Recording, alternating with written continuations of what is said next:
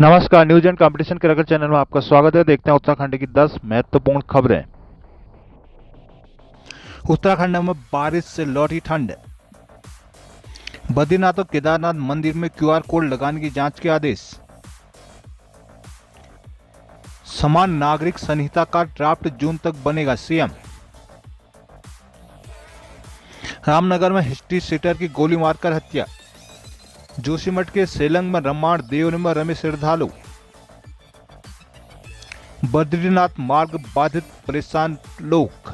हिमालय संरक्षण को गंभीर मोदी, धामी। फर्जी पेयजल कनेक्शन मामले में इंजीनियर से होगी वसूली। घपलों में बर्बाद योजनाओं को नए सिरे से मिलेगा बजट। मंत्री ने दिया जल्द लाभांश दिलाने का आश्वासन, राशन डीलर अड़े। देहरादून सब एरिया कैंटीन में प्रदर्शन पर पूर्व सैनिकों पर मुकदमा। बागेश्वर में कृषि व दुग्ध उत्पादन में रहेगा फोकस। अल्मोड़ा में 69 करोड़ से बनेंगे विकास कार्य। रानीखेत में देश भर के बाइकर ने लगाई रेस।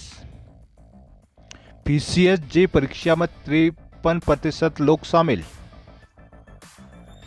देहरादून उत्तराखंड में रविवार को दोपहर बाद मौसम ने करवट बदल दी। प्रदेश में मैदान से लेकर पहाड़ तक झमाझम बारिश और कई स्थानों पर ओले गिरने से तापमान में जबरदस्त गिरावट आ गई है। बद्रीनाथ, गंगोत्री और यमुनोत्री में दिन भर रुक रुक कर बारिश का सिलसिला जारी रहा। केदारनाथ धाम में बर्फबारी के आसार बने रहे। इस बीच मौसम विभाग ने अगले 4 दिन के लिए बारिश, ओलावृष्टि और आंधी का अलर्ट जारी किया है। प्रदेश में मार्च महीने में बारिश का बीते 2 साल का रिकॉर्ड टूटा है। इस बार अप्रैल में पिछले 3 साल से सर्वाधिक बारिश दर्ज की गई। वहीं पिछले 10 साल में यह दूसरी सर्वाधिक बारिश है। मौसम विभाग के आंकड़ों के अनुसार मार्च में सामान्य 53.3 मिलीमीटर से लेकर 17% ज़्यादा 63.5 mm बारिश दर्ज की गई। अप्रैल में 63.7 mm दर्ज की गई, जो सामान्य 39.3 mm के मुकाबले 62% ज़्यादा रही। वहीं वर्ष 2020 के अप्रैल में 86.3, 2021 के अप्रैल में 28.6 और 2022 के अप्रैल में 0.6 mm बारिश दर्ज हुई। 2013 के अप्रैल में सर्वाधिक दूसरी बारिश है। 2020 में 86.3 के अलावा 2015 में 60.9 mm बारिश दर्ज की गई थी। उत्तराखंड में अप्रैल में रुद्रप्रयाग पर सर्वाधिक 105.1 mm, जबकि उत्तरकाशी में 100.1 mm बारिश दर्ज हुई। इसके अलावा देहरादून में 73.1 और टेहरी में 73.1 mm बारिश दर्ज की गई। हरिद्वार में सबसे कम 8.9 mm बारिश दर्ज हुई है। रुद्रप्रयाग बद्रीनाथ केदारनाथ मंदिर समिति BKTC की मंजूरी के बाद बद्रीनाथ केदारनाथ मंदिर में डिजिटल भुगतान में जुड़ी कंपनी का क्यूआर कोड लगाने का मामला तूल पकड़ गया है। रुद्रप्रयाग के डीएम मयूर दीक्षित ने केदारनाथ मंदिर के द्वार पर क्यूआर कोड लगाने की जांच के आदेश दिए हैं। BKTC ने मंदिर नाथ चौकी में तहरीर देने के साथ दोनों धामों में क्यूआर कोड हटवाकर मामले से पल्ला झाड़ लिया। केदारनाथ मंदिर में डिजिटल भुगतान कंपनी पेटीएम का एक क्यूआर कोड मंदिर परिसर में नंदी के पास और दूसरा VIP गेट के पास लगाया गया था। डीएम दीक्षित ने बताया कि यदि उसके पीछे कोई संदेह वाला तथ्य सामने आया तो कड़ी कार्रवाई की जाएगी। हालांकि पेटीएम ने केदारनाथ का कपाट खोलने के दूसरे दिन ट्वीट करके क्यूआर कोड लगाने की जानकारी दे दी थी। अब सवाल यह उठ रहा है कि क्यूआर कोड से किसका खाता लिंक किया गया है, साथ ही श्रद्धालुओं के डिजिटल दान का पैसा किसके खाते में जमा हुआ है।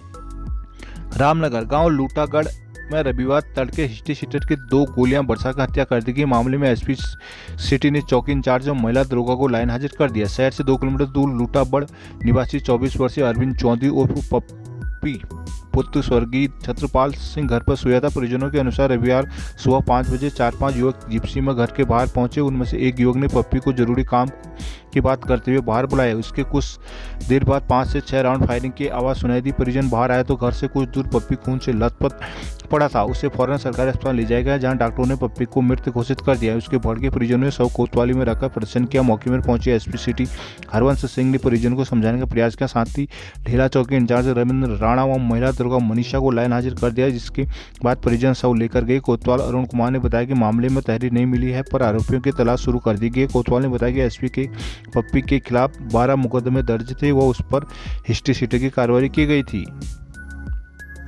देहरादून सीएम पुष्कर सिंह धामी ने कहा कि समान नागरिक संहिता का ड्राफ्ट जून तक तैयार हो जाएगा। उन्होंने कहा कि बिना किसी तुष्टिकरण के साथ सबका विकास और सबका विश्वास की भावना के अनुरूप समान नागरिक संहिता बनाने का काम तेजी से हो रहा है। मालसी स्थित एक होटल में रविवार को हुए कार्यक्रम में सीएम ने कहा कि उनके कार्य व्यवहार में सौम्यता जरूर है, लेकिन कार्य राज्य के हित में कठोर निर्णय लेने से पीछे नहीं हटते। प्रदेश के विकास में प्रधानमंत्री नरेंद्र मोदी के साथ केंद्र सरकार का पूरा सहयोग मिल रहा है। धामी ने कहा कि प्रदेश के विकास के लिए आगामी 10 वर्षों का रोड मैप तैयार किया जा रहा है। प्रदेश इसमें सरकारी भूमि में अतिक्रमण नहीं होने दिया जाएगा। उन्होंने कहा कि बर्फबारी के बाद जो चारधाम यात्रा चरम पर है, लोगों की सुरक्षित एवं सुगम यात्रा के लिए कारगर व्यवस्था की जा रही है। जोशीमठ का कुछ क्षेत्र भूतसाव से प्रभावित है। जोशीमठ में यात्रियों के लिए आवश्यक सुविधाएं उपलब्ध हैं, इस पर भी ध्यान दिया जा रहा है।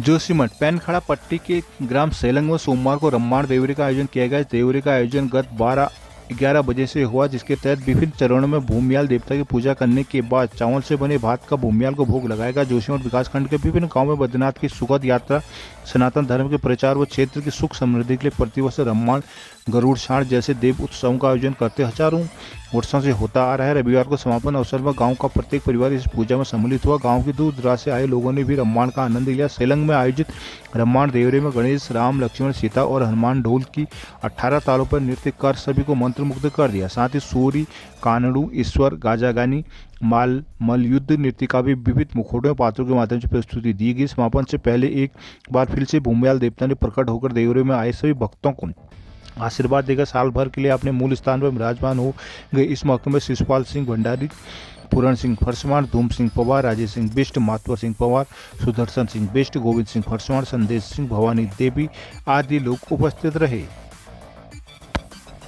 गोपेसर बद्रीनाथ हाईवे रविवार को मलबा और बोल्डर आने से 2 जगह बाधित हो गया। इस कारण हाईवे पर लंबा जाम लग गया। श्रद्धालुओं को खासी परेशानी का सामना करना पड़ा। यात्रियों की परेशानी को देखते हुए चमोली पुलिस ने बिस्कुट और पानी की बोतलें बरामद बांटकर मदद पहुंचाई। रविवार को बद्रीनाथ हाईवे पिनौला और टैया पुल के समीप भूस्खलन प्रभावित पहाड़ी का एक बड़ा हिस्सा भरभरा कर गिर गया, जिस कारण यात्री मार्ग बाधित हो गई। हाईवे 4 घंटे तक बाधित रहा, जिस कारण यात्रियों को काफी परेशानी हुई। जाम के समय फंसे लोगों की पुलिस ने मदद की। यात्रा मार्ग बाधित होने के कारण वाहनों की सुरक्षा और सुगम यातायात की दृष्टि से एक लाइन लगाकर रोक दिया गया। अवरुद्ध स्थानों के आसपास दुकानें नहीं थी। उन स्थानों में जाम पर फंसे हुए श्रद्धालुओं यात्रियों को थानाध्यक्ष नरेंद्र सिंह द्वारा पानी की बोतलें एवं बिस्कुट बांटे गए। दूसरी ओर बद्रीनाथ राष्ट्रीय राजमार्ग बाजपुर, बज्जियाड़, चमोली, चाड़ा में भी मलबा आने से हाईवे बाधित रहा। पुलिस ने हाईवे बाधित होने पर यात्रियों के वाहनों को नंदा प्रयाग सैकेट सड़क की ओर डाइवर्ट किया, पर यहां सड़क संकरी होने से लोगों को परेशानी हुई।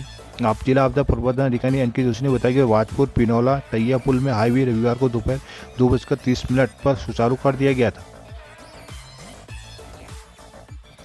देहरादून उत्तराखंड परिवहन निगम ने चारधाम यात्रा में पीक सीजन के लिए सेवानिवृत्त कर्मचारियों की सेवा लेने का निर्णय लिया है। विभिन्न डिपो में 176 परिचालकों की जरूरत है। कर्मचारियों से 6 माह तक सेवाएं ली जाएंगी। उन्हें निर्धारित प्रति किलोमीटर के हिसाब से मानदेय दिया जाएगा। मंडलीय प्रबंधक संचालक संजय गुप्ता ने बताया कि चारधाम यात्रा के दौरान बसों का समय से संचालन हो सके। यात्रियों की सेवा सुविधा के लिए किसी भी संगठित सेवानिवृत्त कर्मचारी जो परिचालक पद की अर्हता उनकी पूर्ण ज्ञान रखते हैं, उनके सेवाएं लेने के निर्देश सहायक प्रबंधकों को दिए गए हैं। वर्तमान मुख्यालय के निर्देशों के क्रम में पीआरडी से भी परिचालकों की भर्ती करने का कार्य किया जा रहा है, लेकिन पीआरडी में से समय से परिचालक उपलब्ध नहीं हो पा रहे। उन्होंने यह भी निर्देश दिए कि किसी भी नियमित परिचालक से कार्यालय में लिपिक कार्य नहीं करवाया जाए। उनसे मार्ग पर संचालन कार्य करते हुए प्रत्येक दशा में कम से कम 600 किलोमीटर प्रतिमाह अर्जित करवाना सुनिश्चित करें।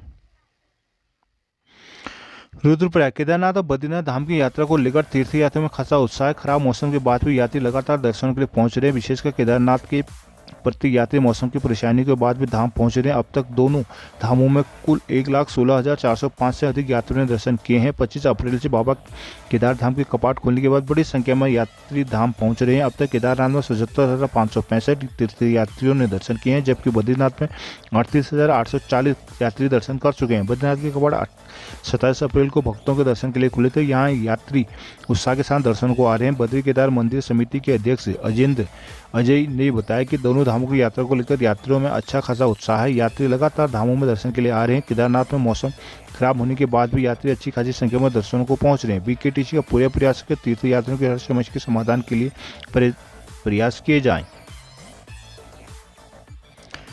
गोपेसर भारत के पहले गांव वाइब्रेंट विलेज माणा के ग्रामीणों के साथ भाजपा प्रदेश अध्यक्ष महेंद्र भट्ट ने प्रधानमंत्री नरेंद्र मोदी की मन की बात सुनी। बद्रीनाथ में साधु संतों यात्रियों के साथ बीकेटीसी के अध्यक्ष अजय ने मोदी की मन की बात सुनी है। ग्राम माणा में ग्रामीणों भाजपा कार्यकर्ताओं ने कार्यक्रम का आयोजन किया। प्रधानमंत्री नरेंद्र मोदी की मन की बात 100वें एपिसोड को पूरी सुनने के लिए भाजपा और विभिन्न संगठनों ने भारत तिब्बत चीन सीमा क्षेत्र पर भारत के पहले गाँव माणा से लेकर बद्रीनाथ अनेक स्थानों पर अलग अलग तरीके से कार्यक्रम आयोजित किया था। यहाँ प्रदेश अध्यक्ष महेंद्र भट्ट के साथ ही मंदिर समिति उपाध्यक्ष किशोर पवार माणा, पंचायत प्रधान पीताम्बर मोल्फा, भाजपा जनजाति मोर्चा जिलाध्यक्ष किरत सिंह भंडारी, उपाध्यक्ष नंदी राणा, अवधेश रावत, अंशुमान भंडारी आदि मौजूद रहे। नैनीताल। प्रधानमंत्री नरेंद्र मोदी के मन की बात कार्यक्रम के 100वें एपिसोड के प्रसारण को मुख्यमंत्री पुष्कर सिंह धामी ने नैनीताल के डीएसए मैदान में सुना। मुख्यमंत्री धामी ने कहा कि प्रधानमंत्री ने मन की बात में हमेशा उत्तराखंड का जिक्र किया। इस बार वह हिमालय के संरक्षण को लेकर गंभीर दिखे। यहाँ प्रदेश के लिए एक उपलब्धि है। मुख्यमंत्री पीएम की बातों को प्रेरणादायी बताते हुए कहा कि मन की बात कार्यक्रम में आज तमाम भारतीयों के जीवन को बदलने का काम किया है। समाज के अंतिम छोर पर काम कर रहे व्यक्तियों को समाज के लिए अथक प्रयासों का जिक्र इस कार्यक्रम के माध्यम से प्रधानमंत्री करते हैं। नैनीताल के डीएसए मैदान में रविवार को पीएम के मन की बात कार्यक्रम की पंडाल लगाकर आयोजन किया गया। सीएम धामी ने भाजपा कार्यकर्ताओं स्थानीय लोगों के साथ कार्यक्रम को सुना। मुख्यमंत्री ने कहा कि कार्यक्रम ने सरकारी योजनाओं में सामूहिक जन सहभागिता को जोड़कर सफल बनाया जाएगा।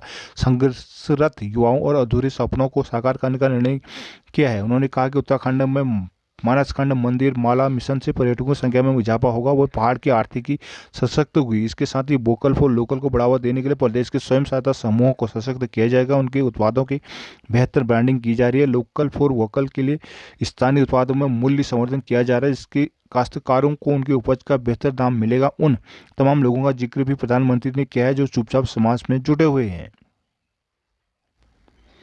देहरादून। जल जीवन मिशन पेयजल योजना में फर्जी कनेक्शन देने के मामले में इंजीनियर से वसूली होगी। ठेकेदार से पहले वसूली हो चुकी है। अब अधिशासी अभियंता, सहायक अभियंता और जूनियर इंजीनियर से वसूल की जाएगी। इसके आदेश एमडी स्तर से कर दिए गए हैं। पौड़ी के नले गांव में जल निगम की ओर से ठेकेदार को 140 पानी के कनेक्शन देने को कुल 26 लाख से ज़्यादा का भुगतान किया गया, जबकि बाद में मालूम पड़ा कि मौके पर सिर्फ 70 ही कनेक्शन लगाए गए हैं। शेष 70 कनेक्शन का भुगतान फर्जी तरीके से कर दिया गया। उनकी जांच सबसे पहले ब्लॉक प्रमुख की ओर से बीडीओ से कराई। बीडीओ ने अपनी रिपोर्ट में फर्जीवाड़े की पुष्टि की। एससी ने भी रिपोर्ट में आरोपी को सही बताया। अंतिम कार्रवाई से पहले एमडी ने मुख्य अभियंता गढ़वाल CS रजवार को आज जांच के आदेश दिए थे। मुख्य अभियंता की जांच रिपोर्ट आने के बाद ठेकेदार से 6 लाख की वसूली के आदेश दिए गए। ठेकेदार को ब्लैक लिस्ट किया गया। अब इस मामले में XEN और JE से वसूली के आदेश कर दिए गए हैं। तीनों इंजीनियरों से 6 लाख वसूले जाएंगे। XEN रिटायर हो चुके हैं।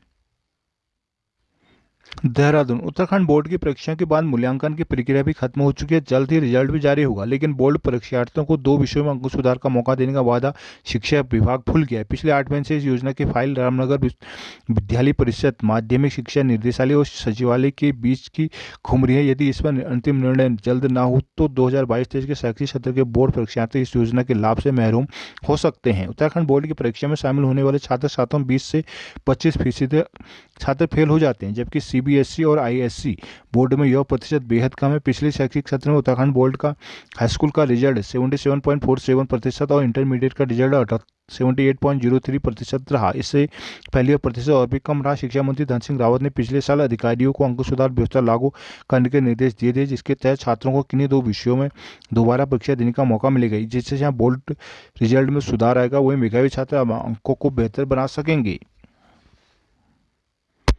देहरादून। उत्तराखंड सब एरिया CHD कैंटीन में प्रदर्शन करने वाले पूर्व सैनिकों के खिलाफ मुकदमा दर्ज किया गया। केस में 2 नामजद समेत करीब 50 लोगों को आरोपी बनाया गया। उन पर जबरन कैंटीन में घुसकर तालाबंदी कर प्रदर्शन करने का आरोप है। इंस्पेक्टर कैंट नंदकिशोर भट्ट ने बताया कि सब area canteen in charge colonel Vijay Datta ने तहरीर दी थी। आरोप लगा कि 23 अप्रैल को गौरव सेनानी एसोसिएशन से जुड़े सूबेदार मेजर रिटायर्ड मनवर सिंह रोथाण और नायक रिटायर्ड महावीर सिंह राणा पूर्व सैनिकों संघ सब एरिया कैंटीन पहुंचे। आरोप किया उन्होंने कैंटीन में तालाबंदी करते हुए प्रदर्शन किया। इस दौरान करीब 4 घंटे तक कई लोग बंधक रहे। आरोप था कि जवानों के कैंटीन काउंटर पर लीकर समेत अन्य सामान रखने में अनियमितता की जा रही है। मौके पर 10 बजे से करीब 4 घंटे प्रदर्शन चला। इस लेकर हाल में सब एरिया इंचार्ज की तरफ से तहरीर दी गई। आरोप लगाया कि पूर्व सैनिकों ने जबरन घुसते हुए लोगों को बंधक बनाकर प्रदर्शन किया। इस दौरान वहां मौजूद कैंटीन कर्मचारियों सामान लेकर जाने की कोशिश कर रहे लोगों से अभद्रता की गई थी। पूर्व सैनिकों प्रदर्शन के दौरान गाली गलौज करने का आरोप है। लोग सामान खरीदने पहुंचे तो वहां उन्हें भी परेशान किया गया। तहरीर में आरोपी के बंधक बनाए गए लोगों में एक गर्भवती महिला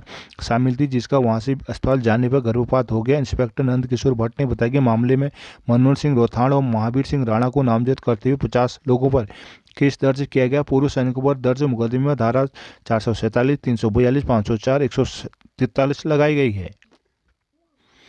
बक्सर जिला प्रभारी पशुपालन मंत्री सौरभ बहुगुणा ने वर्चुअल जिला योजना की बैठक ली। 55 करोड़ 19 लाख 19 हजार की जिला योजना परिवेश समिति द्वारा अनुमोदित किया गया। उन्होंने कहा कि स्वास्थ्य और शिक्षा के साथ ही ग्रामीणों को आर्थिक रूप से मजबूत बनाने, स्वरोजगार उपलब्ध कराने हेतु कृषि, उद्यान, पशुपालन, दुग्ध, मत्स्य पालन आदि पर विशेष ध्यान दिया जाएगा। उन्होंने कहा कि जिला योजना विकास कार्यों की जियो टैगिंग अनिवार्य रूप से की जाए ताकि कार्यों में पारदर्शिता बनी रहे। उन्होंने कहा कि जिला योजना से पुराने कार्यों की देनदारी भुगतान को दिया जाएगा। योजना में ऐसे प्रस्ताव रखे जाएं जो इस वर्ष अथवा 2 वर्ष से पूर्ण हो सके। बैठक में कृषि विभाग का 246.8 लाख, उद्यान विभाग का 350, पशुपालन विभाग का 285, मत्स्य विभाग का 159 और सिंचाई विभाग का 750, लघु सिंचाई विभाग का 440, पर्यटन विभाग का 140, माध्यमिक शिक्षा का 389, प्राथमिक शिक्षा का 259, चिकित्सा का 150, जल संस्थान का 390, लोक निर्माण का 13 करोड़ 21 लाख का, बाल विभाग का 48 सहित अन्य विभागों के परिव्यय अनुमोदित किए गए। कपकोट के विधायक सुरेश गड़िया ने कहा कि योजना का परिव्यय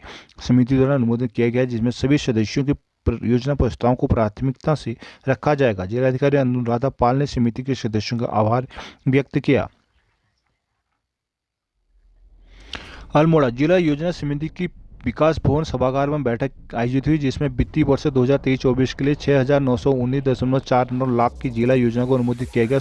शुभारंभ डीएम वंदना ने जिला पंचायत अध्यक्ष उमा बिष्ट को पुष्प गुच्छ भेंट कर किया। रविवार को विकास भवन में हुई बैठक में जनपद के प्रभारी मंत्री धन सिंह रावत वर्चुअली माध्यम से जुड़े। उन्होंने सभी विभागों को निर्देशित करते हुए कहा कि जितने भी प्रस्ताव विभागों को प्राप्त हुए हैं उन पर जिला प्लान शामिल किया जाएगा। उन्होंने निर्देश दिया कि जिला समन्वय बनाकर कार्य करें और जिला योजना की धनराशि को जनपद के विकास के लिए ही खर्च करें। सीडीओ अंशुल सिंह ने विभागवार आवंटित की गई धनराशि का प्रस्तुतिकरण किया। उन्होंने जिला योजना से संबंधित विविध प्रावधानों पर विकास प्रकाश डाला। मौजूदा विधायकों और सदस्यों ने अपने अपने क्षेत्रों के विभिन्न समस्याओं को सदन में रखा और उस पर त्वरित कार्रवाई की मांग की। जिला पंचायत अध्यक्ष उमा बिष्ट ने सभी विभागों को आपसी समन्वय और जनप्रतिनिधियों से तालमेल रखकर कार्य करने के लिए निर्देश दिए हैं। डीएम से संबंधित अधिकारियों को सदन में रखी गई समस्याओं का समाधान होगा।